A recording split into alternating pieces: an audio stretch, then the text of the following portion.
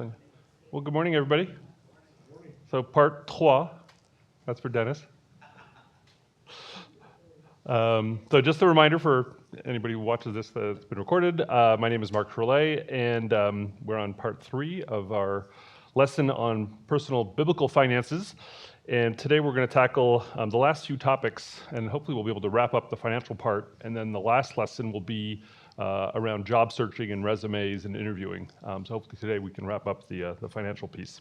My usual disclaimer, I am not a financial investment professional, I'm not a tax advisor, but get a tax advisor, get an accountant if you run a business, get people who are professional who know this stuff. By the way, Joanna, thank you for your reference on the auto insurance. We checked up on ours, and we are stacked, and whatever the other thing was, but don't have enough medical, or there was something medical. There was, yeah. But anyway, so please follow the advice from what I talk about, but also what your fellow brothers and sisters in Christ have here, because everybody has various areas of expertise. So today we're going to go through, I think we're going to wrap up debt. There's, I think, one or two slides left on debt, and then we're going to try and tackle taxes, savings, retirement, and fun. These are shorter topics, but we'll hopefully be able to click through all of these today. So just to wrap up on debt, there's good debt and bad debt, and the key is to try and pay off debt and to prioritize that. And particularly if it's bad debt, so credit card debt, debt that's not tax deductible, debt that's not leading to something that creates value. So having a plan to get rid of debt is important.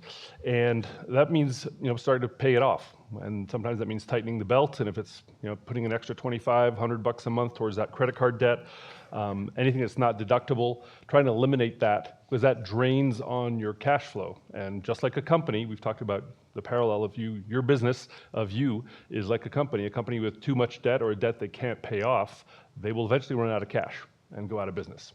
Now you can refinance debt like a mortgage, you can refinance it. Auto loans, maybe sometimes you can refinance it, but credit card debt, usually you're kind of stuck with it, so better to get rid of it. My advice is just have a plan to pay it off every month.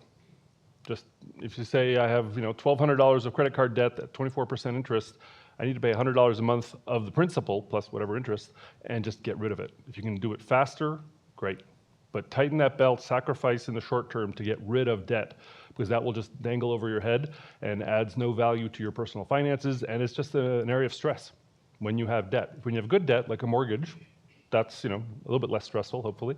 Owning a home can be stressful, but the mortgage just kind of comes with it. But having credit card debt is something you should actively work on eliminating. Or if you owe money to friends or family, same thing. You don't want that to come between you, and certainly if the person in question is a fellow Christian, you want to make sure that doesn't poison the relationship.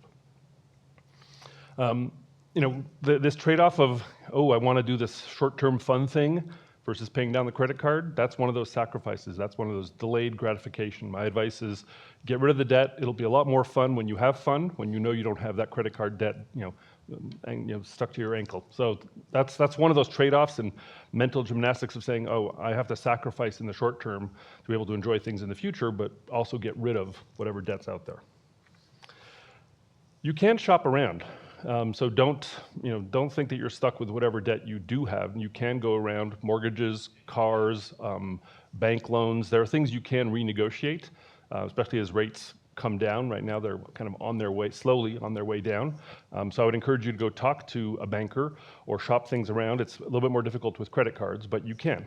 And you can refinance your home, you can bring down the interest rate, you can change your mortgage style to accommodate kind of what your cash flow is. But these are things that are ultimately negotiable. So I encourage you to do that and to see if you can get better rates and better monthly payments. So that wraps up debt. Let's go to taxes. Not a great topic, but an obligatory one, because we do live in a society that taxes us. But you are, even constitutionally, should be motivated to try and reduce legally your taxes and avoid them and optimize them within the framework of the tax law, which is about this thick. So there are plenty of loopholes, plenty of ways to try and avoid taxes. It is biblical to pay taxes. Now, if they're excessive, a little revolution on hand might not hurt, but we do have to pay to the kind of the human construct of society, and to render to Caesar what is Caesar's, and that's in Matthew 22. So we are commanded to pay our dues in taxes, as long as they're not abusive. Taxes is something you just can't escape from, right? They happen in almost every country around the world. Federal taxes, the new rates for 2026 just came out, and they confirmed the marginal rate. So the highest rate for federal is 37%. So that's on the highest earning people, but that starts, actually much lower than it used to start. So it's a pretty high rate. State in New Mexico, I believe on average is 5%. Kind of varies depending on, and then there's some local taxes, sales tax that you pay every time you buy something at the cash register. So take advantage of those sales tax-free weekends. Sometimes they have those where you get the 5% off. But these are things you can't avoid. Now, what you can do is to try and minimize at what rate will you be taxed. And there are ways to do that with where you place your money, how you invest your money, what's deductible. But at some point or another, you're still going to have to pay taxes, and you have to budget for that. If you don't budget, you'll get caught at the end of the year with a big tax bill, and all of a sudden they'll say you have to pay by X date. Yes, Dennis? The tax rate for the state of New Mexico for business owners fluctuates by where you're located throughout the state. Yep.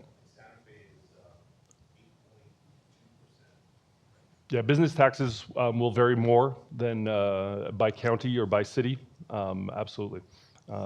So yeah, check what your rates are and try and understand where you're going to land at the end of the year. So talk to your tax advisor based on what your projected income is for the year, and at least you'll be able to budget. Okay, my marginal rate's going to be 20%. My overall rate may be 15. I'm going to have to pay the state taxes. So therefore, I have to budget this much. What you don't want to be a surprise at the end of the year or in April when you have a tax bill and you just don't have the cash to do it. So planning that ahead of time is something I would encourage you to do. Do spend time with tax advisors if your taxes are complicated, and you can find the local H&R Block, and there are plenty of other tax advisors I've seen just along here on Airport Road or along Cerrillos. I don't know their reputation. H&R Block is kind of famous around the country, but do bring your taxes into them to get good advice, and they're not overly expensive, and they may help you save hundreds, if not thousands of dollars, and get a refund or try and land your taxes spot on, which is the ideal way to calculate your taxes. If you can save pre-tax, we'll talk about savings in a moment. Anything you can do before Uncle Sam takes his part is more money in your pocket and more money in God's coffers. So always think of the pre-tax, post-tax. Imagine if your rate is 37 plus 5, so 42% of every incremental dollar goes to Uncle Sam. That's almost half of the money. You're better off if that half goes into your pocket and to God's pocket. Right, so always think of the optimizing pre-tax, post-tax. We'll talk about retirement savings, IRAs, 401ks. A lot of those can be done pre-tax, which means that 42% or whatever percentage goes to you and compounds over time, as opposed to going to the government and you never see that money again, ever. So get a tax advisor. Find one. Ask your brothers and sisters here in Christ who some of us have tax advisors. Find somebody who can give you advice, who can optimize for your situation. Everyone's situation is different. If you have a mortgage, don't have a mortgage, have college debt, have all these other things, how big your family is, what the deductions are, but I encourage you to get a tax advisor. I think it's a very wise investment. You can do your own taxes. There's TurboTax, which is probably the most famous tax program out there. It's pretty good for simple taxes. Doesn't always catch all the deductions, all the exceptions, but it could be a good place to start if you want to do your taxes online on your computer. So that's on taxes. Any questions on taxes? Okay, savings. So the Bible does talk quite a bit about saving, and it's a good thing to save. You save for a rainy day. You put your money to work. Compounding, owning, gaining interest, and multiplying your money is a wise thing to do. That's throughout the Bible, whether it's Proverbs and a whole bunch of other quotes from the New Testament. But it's wise to store up that money and invest it. And if you don't plan diligently, you will end up broke. And so it is very biblical to save your money and to spend it wisely and to invest it wisely so that it does grow over time. And savings, if we, There we go. My advice is automate it so you don't have to think about it. With many of these things on computers, with your bank, with all these investment firms, you can have the money directly taken out of your paycheck or directly taken out of your checking account.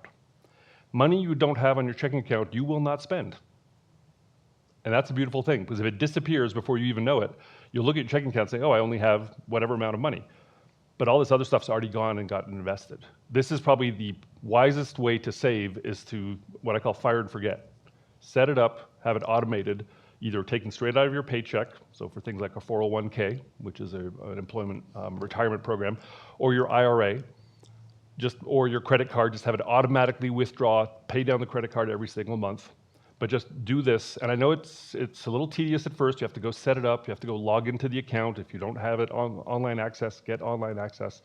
But set up the automation, because then you have the peace of mind that things are happening. Paying your bills automatically, saving automatically will just remove that worry. And lo and behold, by the end of the year, you will have had 12 months of stuff just happening magically in the background. Spend the time to set that up, because inevitably you forget. So same thing with tithing. You should try and increase your savings every year. If you get a bonus, a salary increase, if you inherit, if you get some windfall of some sort, increase your savings. Just like your tithing should go up with your income. Maybe the percentage stays the same, but the dollar amount goes. Same thing here. Save the same percentage, but if you have a higher salary or get a bonus, save on that. That's an opportunity to put that money aside if it's a gift that you get. We'll talk in a moment about pre- and post-tax savings. I encourage you to do as much as possible pre-tax. So before you give it to Uncle Sam, have the money come out directly from your paycheck or directly from your bank account in a pre-tax form, which means you don't give that 42%, which is kind of the worst case, to the government. The flip side of savings is avoiding expenses. If you don't spend it on the Starbucks Frappuccino soy latte pumpkin spice thing, that money sorry, Brenda. I don't even know if that drink exists, but it sounded good. Avoiding expenses means the money stays in your pocket, which means you can save it. Now, I would argue just leaving it on your checking account is probably not the wisest investment, because it earns no interest. If anything, with inflation, it erodes. So not spending it is a good thing, but then taking that money and investing it. If you can avoid $100 a month of Starbucks, take that $100 and put it in your IRA. Take that $100 and put it in a brokerage account and buy stock, or pay down that credit card. So think of avoiding spending should then be correlated with do something with it. Don't just let it sit in the bank account. Right? And then deferring gratification. So planning for that vacation, that big expenditure, that new car, plan for it, but also push it out to when it's wise, when you actually have put money aside for retirement, when you have paid down the credit card debt, then you can think about enjoying that extra thing. So you can plan for it, but think of the priorities. Savings should be, once you've been taxed, you should put as much money in a savings vehicle as possible. Saving for big investments, that's part of the delayed gratification. We all have dreams and aspirations, what we'd like to do at some point in our life. Maybe we already have some of these, but maybe we need a new car. Maybe we just need a car. Kids' college, we talked about that for those of you who have very young kids, or some that are soon to be in college. I know Kai it's coming up. College is outrageously expensive, and if you don't plan for it, your options will be limited, or you'll be going into college debt. And for some of the people that have younger kids, you kind of know when it's going to hit. They may be homeschooled, but most likely once college is probably not home colleged. It's probably a regular 2-4 year state or private institution, and those are going to be expensive 15 years from now if your kids are 3, for example. So planning on that is very, very important. Planning to buy a house. You need a down payment. You need at least 20% of the value of the house down, and they give you an 80% mortgage. That's probably the most you can leverage. Sometimes you can push that a little bit higher, but you have to have that 20%. If you haven't started planning for that, if you don't have that amount of money, it limits the type of house you can buy. So planning for that. And then retirement. That roars up quickly. And do you have enough money to retire off of, or do you still need to work? So these are all things that require planful thought and thinking years, if not decades ahead of time. And for those of you who have teenage kids, this is my encouragement, to start them thinking about this now, even though they may be, in their teens. Retirement is only 40, 45 years away. Boy, if they could start now, I wish I had started earlier, but if they could start now, what is going to be required, they get that 40, 45-year runway, and it's massive. Saving for home, saving for college, saving for retirement. If you have young kids, I think this is a mandatory tool to use. It's called the 529 plan. 529, it's part of the tax code. It allows you to put money aside, and for grandparents, uncles, to put money into that account. It's named after the kid, it's their account, but they can't do anything with it.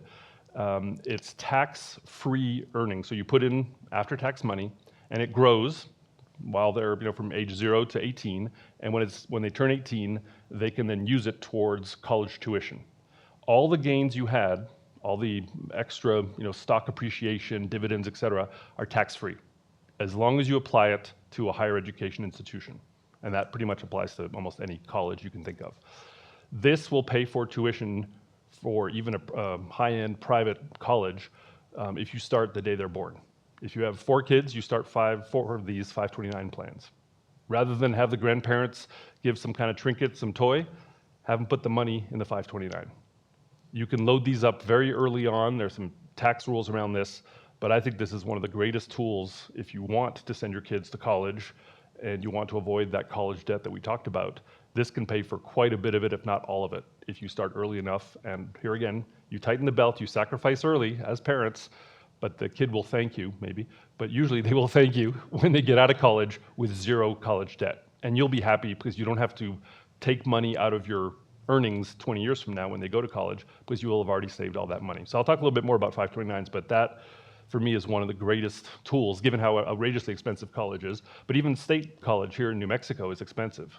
And you can have 4 years of tuition saved up, earning tax-free gains. And there are some, you might say, well, what happens if there's leftover money? I'll talk about that in a second, but I think it's one of the best tools out there. Another area of, yes? 529s are deductible from your New Mexico taxes. That's actually huge, because normally they aren't. We don't have ours anymore because our kids are out of college.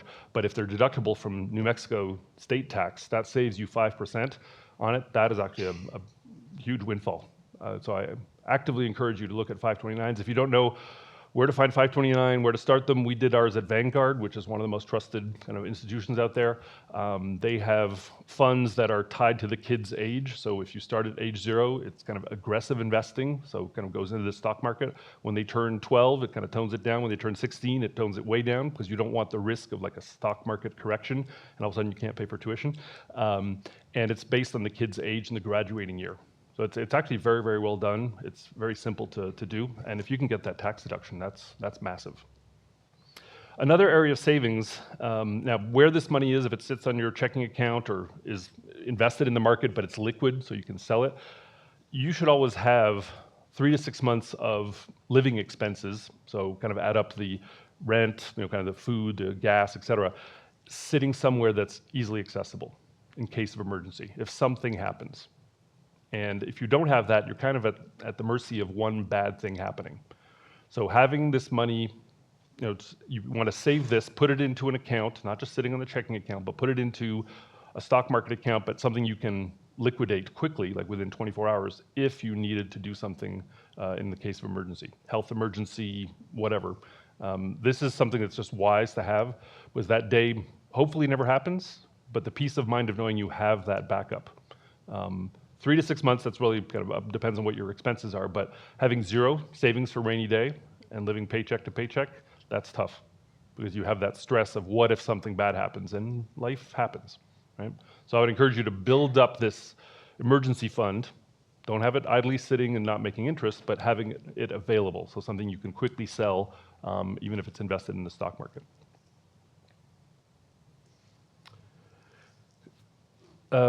Quoting Albert Einstein, not a biblical quote, but Albert Einstein thought that compounding was one of the most powerful things in the universe, which is kind of funny for the guy who came up with relativity and a few other important things in physics. The beauty of compounding is as you earn money on your money, you then earn money on the money you earned on top of your money. And I'll show that in just an example here.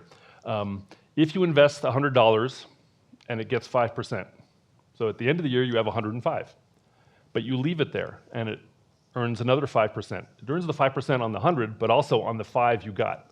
So year 3 you have 110 and 25 cents. And you do this for 20 years, instead of $200, you have $265. Right? So you earn interest on the interest. And that works beautifully when you have time. If you have 10, 20, 40 years, so think of kids that are 40 years away from retiring, or if you're still 10 years away from retiring, that's a long period of time that things can compound. The stock market, on average over the last, 100 years, is done between 5 and 7% every year. Yeah, there have been some bad years, there have been some outrageously good years, but on average, 5 to 7%. If you can do 5 to 7% every year for the next 10 or 15, that money will invest itself and gain interest on it. So letting your money sit on a checking account that earns 0, you're losing money. Between inflation and the opportunity cost, you're missing out. So your money should be invested, and this is very biblical. Earning interest on money is a biblical principle, and compounding it over time. So invest it and kind of forget about it and let it just grow and increase over time, and the interest itself will become just as important as what the principal, the original money you put in. So this is just an important concept to realize the power of that when you have time. If you have 5, 10, 20, 40 years ahead of you. And even if if you're retired, you're still probably going to have another 20, 30, 40 years, hopefully, of wonderful post-retirement life. That's a long time to also compound. You can put your money to work, and sometimes those interests can be what you live off of, and the principal doesn't change. So you're living off of the money making money, and then can leave money for an emergency, money for the next generation to inherit. But that's one of the, I think, the greatest principles, is to try and have the money pay for your expenses versus you having to go earn it.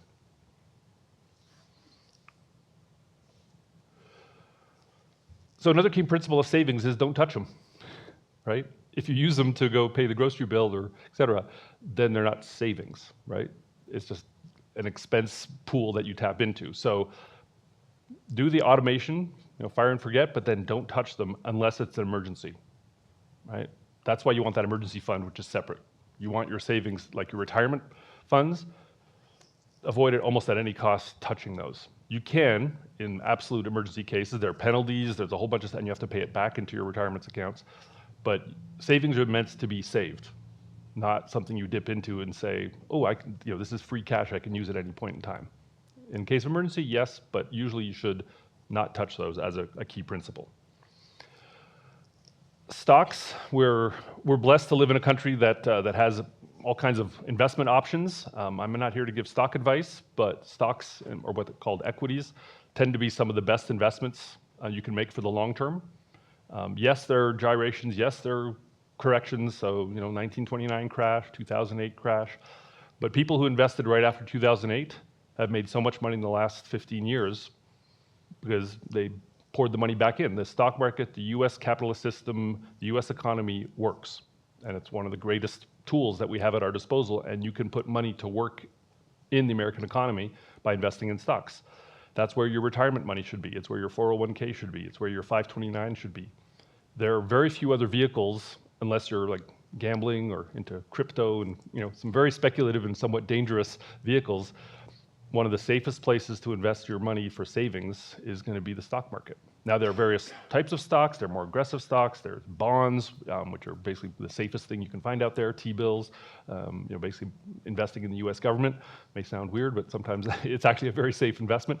But putting your money to work, particularly when it's the long term, right? If you have 50 years ahead of you, so I keep picking on Kai, but for me, you are the luckiest person in this room because you have 50, 60 years ahead of you of being able to invest into the US stock market.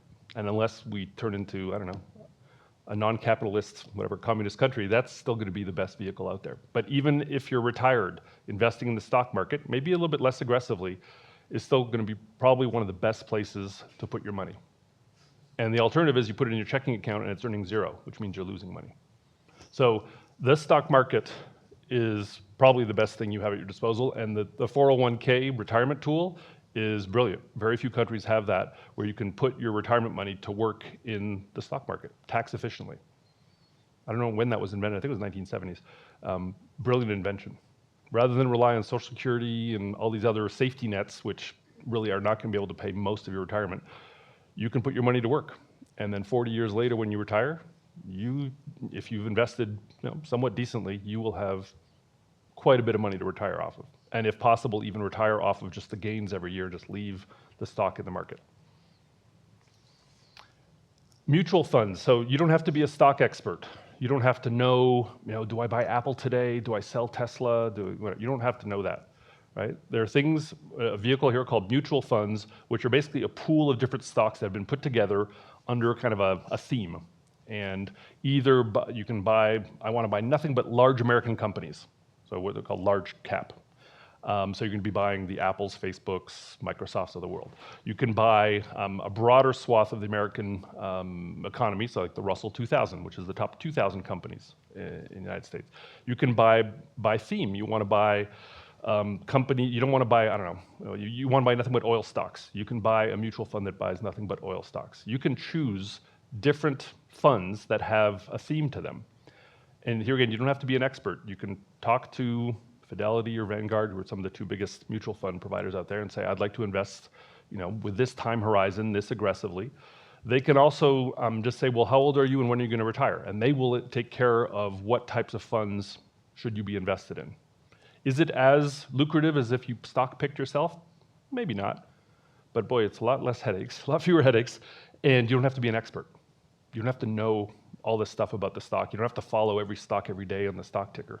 So mutual funds, here again, is one of the best vehicles that doesn't require you to be, a financial expert. And you can choose a mix of different funds. I've talked to some of you about the mix that actually Jennifer's dad recommended to me a long time ago was 20% in large cap, 20% in mid-market, 20% in small cap, 20% in bonds, 20% in international. So just kind of spread it across 5 families. And the ups and downs will kind of offset each other. And over the course of 30, 40 years, it usually does okay. And that's about as sophisticated as I get with my investments.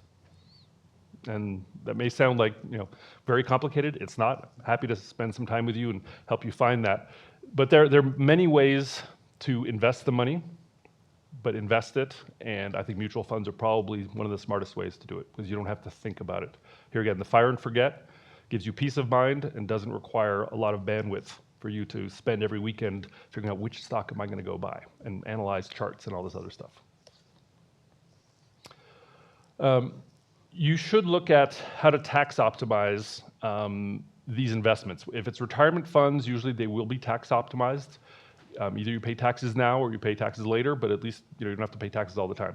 If you invest money in the stock market, some stocks will issue what's called a dividend, and you will pay taxes on that. You'll get a form, a 1099 div.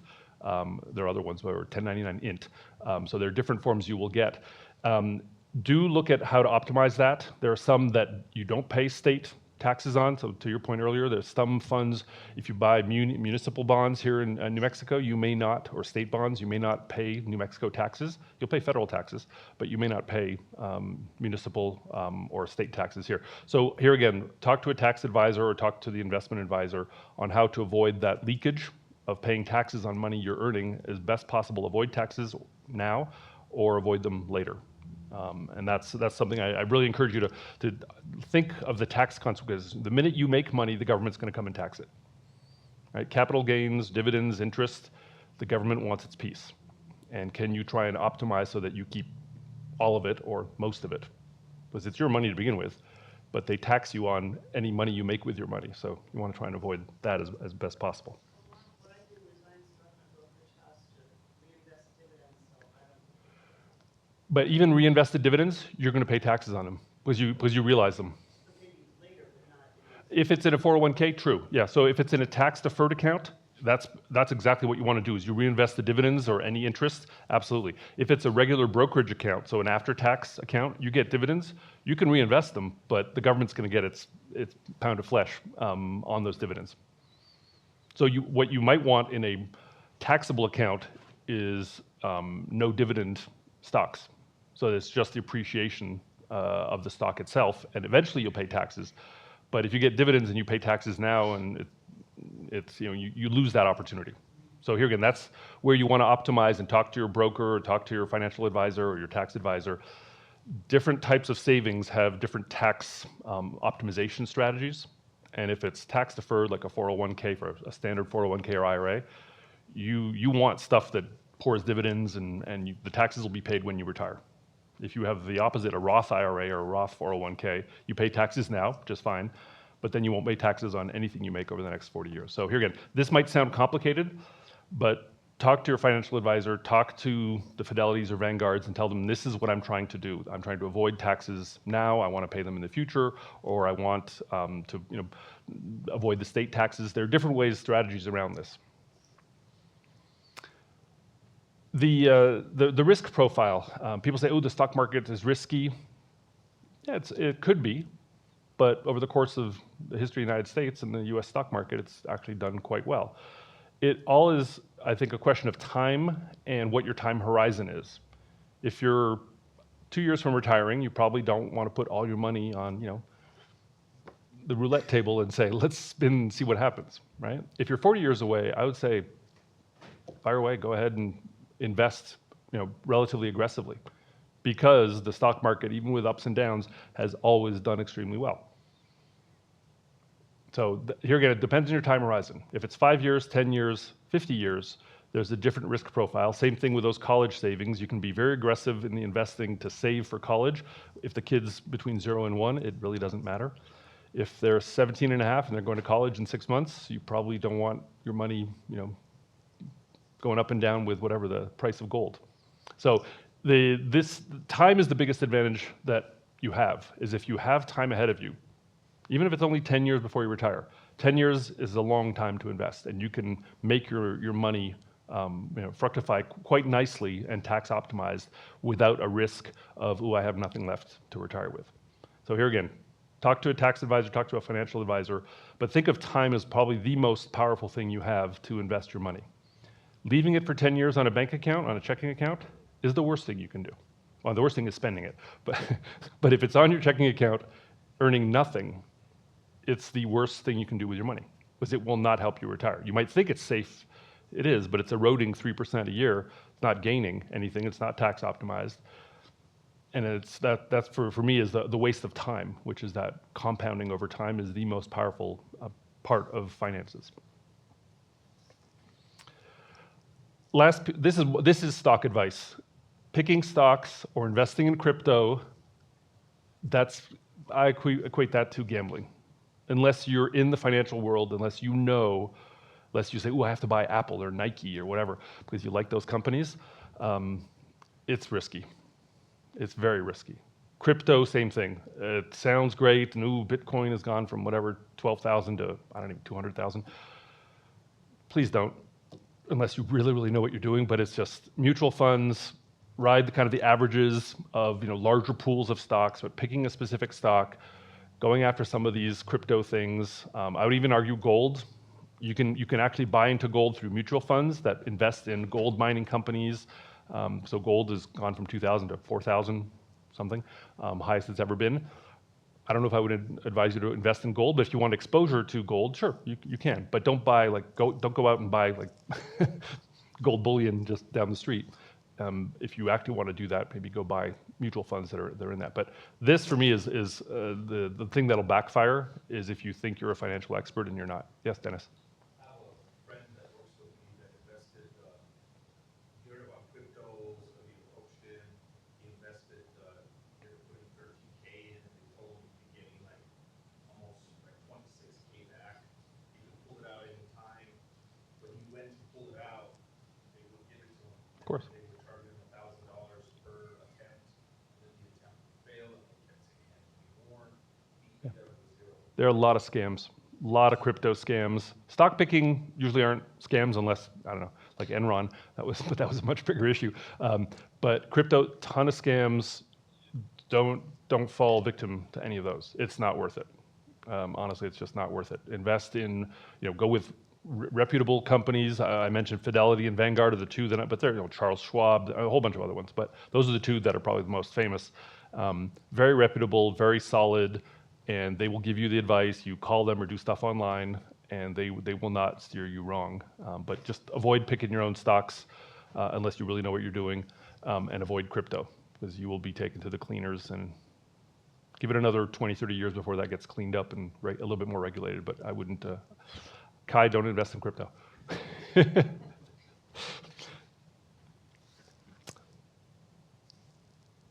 So let's talk a little bit about college. For those of you who have, kids who are going to go to college in the not too distant future, and let's say in the next 20 years, a 4-year private undergrad college. It's basically in 18 to 20 years, that's going to cost $500,000 per kid of tuition. Today it's $250,000 to send a kid to a private 4-year college, on average in the United States. I'll talk about state schools in a moment. That's different if you're in-state resident, et cetera. But all the fancy colleges out there, it's $250,000 today. It'll be $500,000 per kid in 20 years, just given the way those things inflate much faster than inflation. And that's just for them to have a room, have food, and have classes. And you have to pay that, that $500,000 over the course of 4 years. That's why the 529s kick in. 529s, you can put your money in now. It basically tax-free gains, and you can aim for that, whether it's $250,000 or $500,000 or whatever the target tuition is. Try and reverse engineer and say, I've got 20 years or 18 years before the kid goes to college. And if you're grandparents, by the way, you can do this. You can invest in your grandkids' education. If they're recently born, you can invest in that for them so that when they go to college, you've paid for quite a bit of it. So anybody who has grandkids, this is a wonderful tool you can participate in.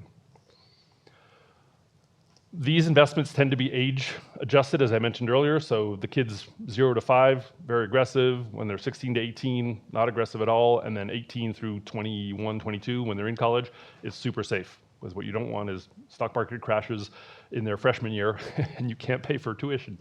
And they have tools that do this automatically. So you talk to Vanguard and say, I want a 529 and my kid's gonna be class of, I'm making this up, 2038. Because they're going to graduate in 2038, they will do the investment and change it automatically based on the kid's age. So you don't even have to think about it. The grandparents can put money in there. They don't have to think about which stock is it going into. They optimize it for you. So 529 is another place where you automatically invest. You put $100 a month, $250 a month, $500 a month, whatever it is, but build those up and do one per kid or grandkid. But here again, this is something, if it's not in your checking account, was already invested, you won't feel the pain, but when they go to school, it'll be there. And compounded over 18, 20 years, it will have made quite a bit of money. So we'll pay for even more of the tuition. May not pay for all of it, but it's gonna offset a big chunk of it. And that's the most important thing, is you don't have all the college tuition as debt, but you have very little of it. And then hopefully the kid is smart and they can get scholarships and other things. But you don't have to be smart to use a 529. The parents have to be smart, but hopefully the kid still goes to college, but it's not based on your academic record. So at least financially you can get the kid into to a decent school. The beauty of 529 is any leftover money, though this happened in our case, our older son graduated a semester early from college. So we had planned to cover all 4 years. He had enough credits, so he graduated a semester early. So he had a semester worth of 529 left over. And you think, well, what do I do with it? So if I pull it out, I pay taxes on it and a penalty. But he can actually either use it for a graduate degree, so if he goes off and gets a PhD or something, or master's, you could roll it over to graduate level degree tuition. You could share it with another sibling, so he could transfer that money to his younger brother. Our younger son, he used up all of his 529 for his 4 years, but he could technically transfer it. There's actually a few other things you can do with it. Our older son now can use the leftover 529 to fund his IRA, his retirement. And it's all tax deferred. And that's part of the law around 529s is our son Matthew, that extra semester of tuition, he's actually using it to fund his IRA for the next 5 years. An IRA is about $7,500 a year. So he doesn't lose it, he gets the benefit. We invested it on his behalf for him, but he gets to fund his retirement with that money, and it preserves any taxation, et cetera. So it's a brilliant loophole that's in the system. And there's, you can even use up to $10,000 for private high school. So if you want to send your kids not to the public, woke high school, and you send them to a private high school, you can actually use up to $10,000 a year, I think, as of maybe grade 9, 10, 11, 12. It is, they've expanded it? So that's even better. So, I mean, that's, if you want to send your kid to a private school, I didn't know it was K, that's good. Yeah, I stopped following this stuff too closely, but we were able to use it for 11th and 12th grade. So junior and senior year in high school for our younger son. He went to a private school in New York because it was a French school, and we were able to use 10,000 of this tax optimized money towards tuition. So now, if it's expanded to K through 12, that's wonderful. If your kids go to a private school, you can use it as well there. Exactly. So look into 529s. They're a brilliant tool, plan for kids or grandkids, college education. It's probably one of the greatest tax tools out there and that way you can hope to be completely college debt free when you graduate. And that is a wonderful feeling because then you start working and all the money you make is for you, not to pay down the debt for the next 20 years. Okay, that's savings, and we're doing okay. Any questions on savings? If you do want to talk about this stuff in more detail, I'm fully available to, some of the language may be confusing and some of the numbers and acronyms, et cetera, but I'm happy to spend some time with you and just write down here, do the following 5 things in this order, and pick up the phone, call Vanguard and tell them you want to do this. They will help you through it. But if you're not taking notes or if you want to sit down with me, go through your situation personally, happy to do that. But savings is one of the most important things because it's what will pay for your retirement eventually. So let's talk about retirement. Depending on what your time horizon is, it's 20 to 50 years away. On average, we're living longer. And you have to plan for that. If you retire at, let's say, 65 or 70, you still have another 20, 30 years. You have to live off of your retirement for those 20, 30 years. And if you don't, you're gonna have to go back to work, which is not necessarily a pleasant perspective. So just thinking of how long you will live and how much the money has to last. Plus, if you'd like, the kids or grandkids to inherit, you want a little bit left over, but you don't want to run out of money, right? So that long-term compounding is really what plays in your favor. There are 2 main tools for retirement. One's called IRA, Individual Retirement Account, and that's something that you own. It's yours. It's in your name. Nobody can take it from you. And there's something called a 401k, and that's what, if you work in a company that offers a 401k plan, that's something where they will, on top of an IRA, put money aside, encourage you to put money aside, and sometimes they will match some of that money for your retirement. You can do both of these. Actually, you need to do both of these. If you have access to a 401k at your employer, you need to contribute to it because it's free money, whether it's your money and the tax optimization of it or the matching. So the company literally gives you free money, which is insane, but that's the way it works. They give you free money and it's tax optimized. So you need to do both of these. At a minimum, do an IRA. If you don't have an IRA, start one. And this is the account that will pay for your retirement when you retire 20, 30, 40, 50 years from now. For both of these, there are 2 types. You'll hear the word Roth IRA or Roth 401k and traditional. The difference really is when does the money get taxed? A Roth IRA or Roth 401k, you get taxed now at whatever your tax rate is. So let's say it's 20% for federal and 5% for New Mexico. So 25%. But then that money is invested in all the profits you make, all the dividends, all the interest you make over the next 20, 30 years. When you take it out, you will not be taxed. That's Roth. And it's the name of the guy, I think, who came up with that system.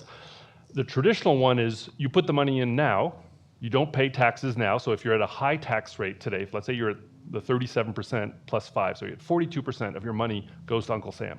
You want to shield your money from the 42%.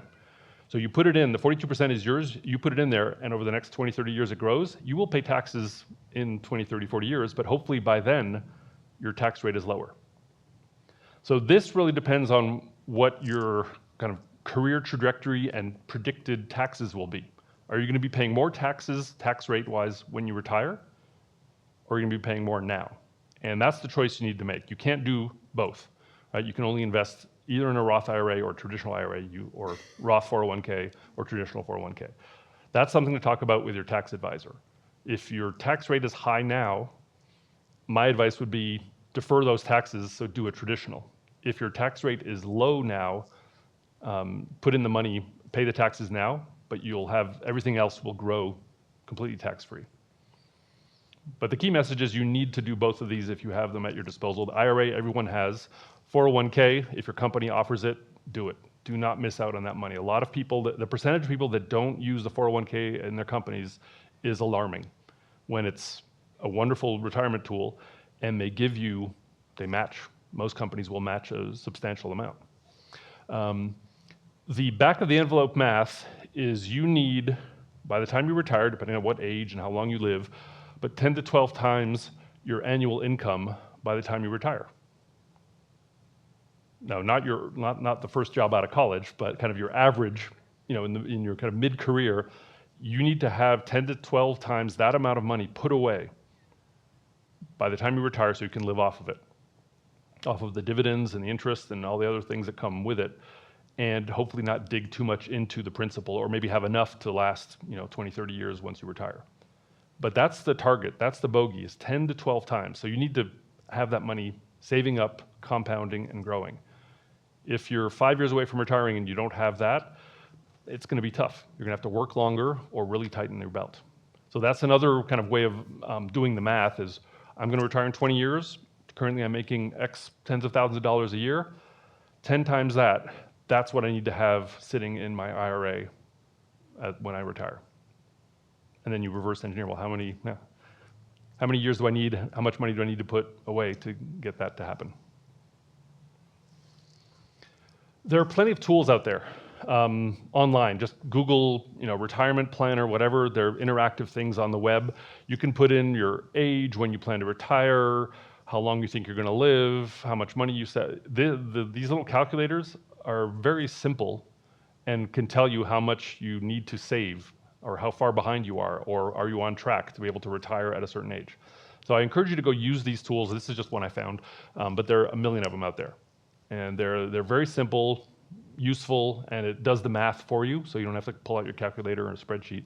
They will do the math, just plug in a few things, it'll tell you, how do you land 40 years from now, 20 years from now, 10 years from now, so you can retire properly.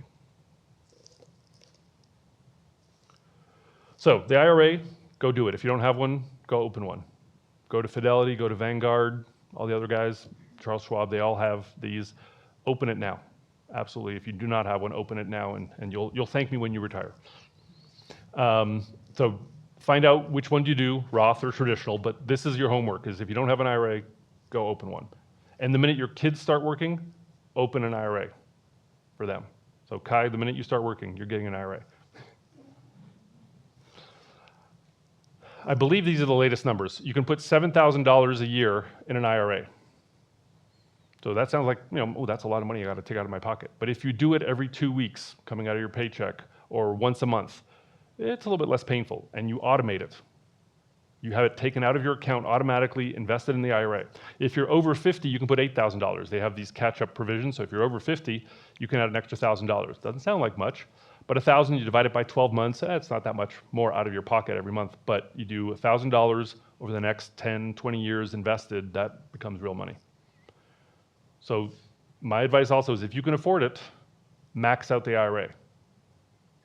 Find a way to be able to put this money aside in the IRA, max it out. Every year the tax code changes and bumps this up. So I think when I first started putting stuff in our IRAs, it was like, $4,000. Now it's $7,000. By the way, you can open one for your spouse. No, you can't. You must open one for your spouse. So you should have 2 IRAs in every household, because you can save double the amount. And same thing, if the spouse is over 50, there's the extra $1,000. But pay attention to what the tax code changes for every year. These, I believe, are the 2026 numbers. 2027 will probably be bumped up by another $500 or $1,000. But take advantage of these tax vehicles. Automate the contributions. Our IRA contributions have been coming out of our accounts automatically for the last 30 plus years. And you don't miss the money you don't see. But you check on your IRA and it's like, ooh, I actually contributed $7,000 this year. So it's forced savings. You can actually, the tax code allows you to max out your IRA before April of next year, even though it's for 2025. So if you haven't opened an IRA, go open it. If you haven't maxed it out, do it before the end of the year, but you actually have until April 15th, tax day. So that's one of those things you can actually kind of delay or catch up. If you realize now I'm not going to make the 7,000, well, you can catch up to the 7,000. You also have to do your 2026 contributions, but you can get the full tax benefit up until tax day next year. And then just go, if you don't know where to start, just go to some of these websites, and they want your IRA money, and that's your account forever. It's in your name. Nobody can take it away. They can't come and repossess it. It's your money. That is yours to keep until you retire. And it can be inherited, et cetera, et cetera. So it's not like it's stuck. So a spouse can inherit or the kids can inherit it. But that is your number one retirement savings vehicle, is the IRA. And inside the IRA, you can invest. You can let Vanguard or Fidelity pick for you. They can find mutual funds. They can buy stocks. They can do all kinds of stuff. You can put a lot of things into IRAs. They're very, very flexible. So it's a great vehicle to use. Do check out there's Roth versus traditional. Go play with both of those based on what your tax rates are now and what they will be. So some of these tools will allow you to kind of make that decision. Should I do a Roth or a traditional? And if you don't know, talk to the Vanguard folks or the Fidelity folks, or talk to me. But certainly that's an important choice to make early on. You can change later. You have to stop one and start the other, but kind of the benefit is you want to do this consistently for the next 30, 40 years. 401ks, so these are company sponsored. If you're a teacher, certain professions, they have something called 403b. It's the same as a 401k. I don't know why they call them 403bs, but Jennifer has a 403b as a teacher. So here again, if you're a teacher or your institution doesn't offer 401k but a 403b, do it, because they match the money. And here again, it's tax optimized. You can, for 2026, you can put $23,500 away, and you can add another $7,500 per year if you're over 50. So that's about $30,000 every year that can be put away. And that number goes up also. The government adjusts these contribution limits every single year. Here again, choice, traditional or Roth, depending on where your tax rate will be, where it is today. So you can, usually most companies offer both, and you can pick one or the other. The company will match. What does that mean is if you put in $23,000, they may actually put maybe half of that amount on top of it, free, on top of your salary and all this other stuff. It's not coming out of your paycheck. It's literally, they will just give you free money. That would be foolish not to accept.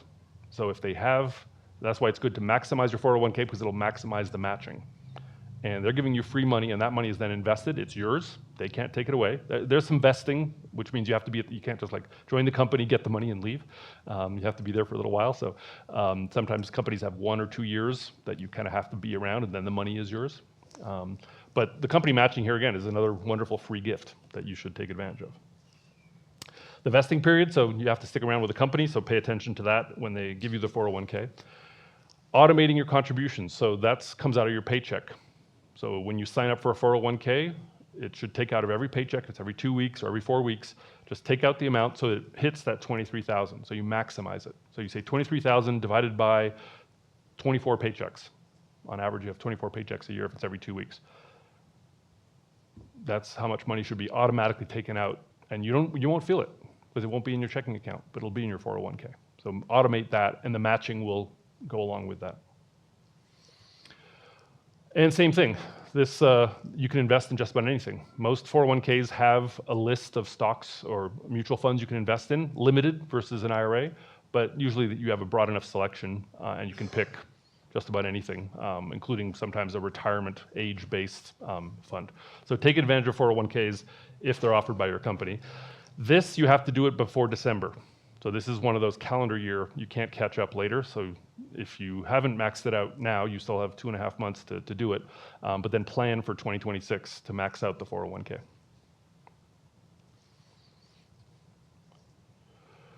So your homework, do both. At a minimum, do an IRA, and if you have access to 401k, absolutely do it. If you're self-employed, you can do a solo 401k. You can do a SEP 401k. There are all kinds of other options if you're running your own company, you're your own employer, an employee of your own company. You can also do solo 401ks. So just because you have a small company doesn't mean you can't do it. I would encourage you, by the way, set that up. Because if you're not in a big company that offers 401k, it'd be unfair to the small, company that you set up. You can do it. And come and talk to me because I've done it for myself. I'm self-employed and I have a solo 401k, and it's actually even more money that you can put aside versus the traditional 401k. Set up the automatic contributions on both the IRA and 401k. If you haven't done that, please do it like tonight. Go set it up so it's automatic. You don't have to think about it. One thing you need to do is when you leave your employer, at some point you leave, that 401k is yours, but it's stuck with the company. Still yours, but I encourage you to systematically what's called roll it over. You take that 401k and you move it to your own IRA. That IRA is yours, it's in your name, nobody can take it, and that's the account you're going to build until you retire. The 401k is tied to your employer, so if you change jobs 5 times, you have 5 401ks just sitting out there. When you retire, it's going to be a nightmare. It's going to be a headache to try and track that money down, so you roll it over. And your IRA provider, Vanguard, Fidelity, will help you. The employer, they can't do anything. They can't kind of hold it hostage and say, no, you can't take your 401k. They have to let you roll it over, and just roll it over. All that money comes over tax-free and then sits in your IRA and then grows with the rest of your IRA money. So you just keep rolling over your 401k. Don't leave it at your old employer. I know this is somewhat of a bureaucratic hassle. You have to fill out some paperwork and they send you a physical check, which is so antiquated. But do it. You'll thank me when you retire. You don't have to chase down all those 5 401k programs that you had with all your different employers. Just roll it over into that one IRA that is yours forever.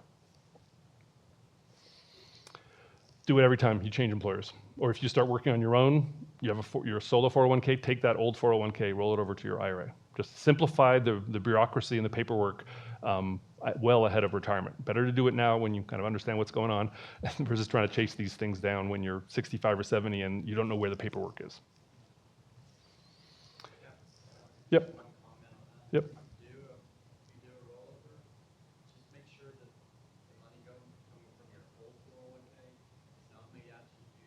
Yeah.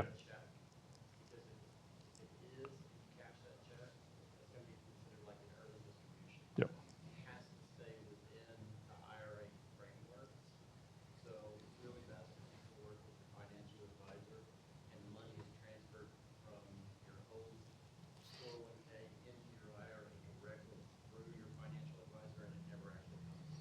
Yeah, so that's an important point. Thanks, Mark, for bringing that up. You don't want to touch the money because then it's considered a taxable event or distribution.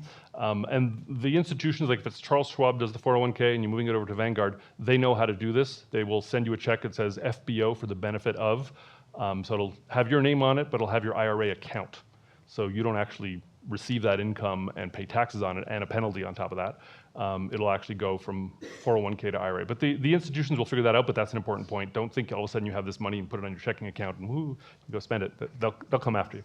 What was that year, the last time I rolled over from a previous employer, it was all electronic. Yeah, they've made it a lot simpler. Yeah, the important thing is roll over. Don't let it sit in some old account. I know I've got 1 minute left. Yep, go ahead. No, go ahead, Chris. Okay, just a little nuance. I keep one 401k because it's like grandfather did these stupid policies. So it's not always like boilerplate, fully agreed. And 401ks are protected from creditor understandings like that. So if someone sues you, they can't tap into that. So there's some value in having it. So there's a little nuance there. I totally agree. 99%. Yeah. Now, if you have a really compelling 401k with, there are some exceptions, some corner cases where it might make sense to keep it open, but the general rule of thumb is roll it over. But yeah, these retirement funds are not, they can't be repossessed. People can't come after them if you go bankrupt. I mean, these are things that are highly protected on purpose. Because if your entire retirement goes up in flames because somebody sues you, no. So that's one of the things you need to see as one of the benefits. So we finished with retirement. I'm going to end here because I know we have our fellow musicians here going to come and rehearse. So we will pick it up with, we'll wrap it up with fun next time. Anyway, thanks for your attention, for your questions.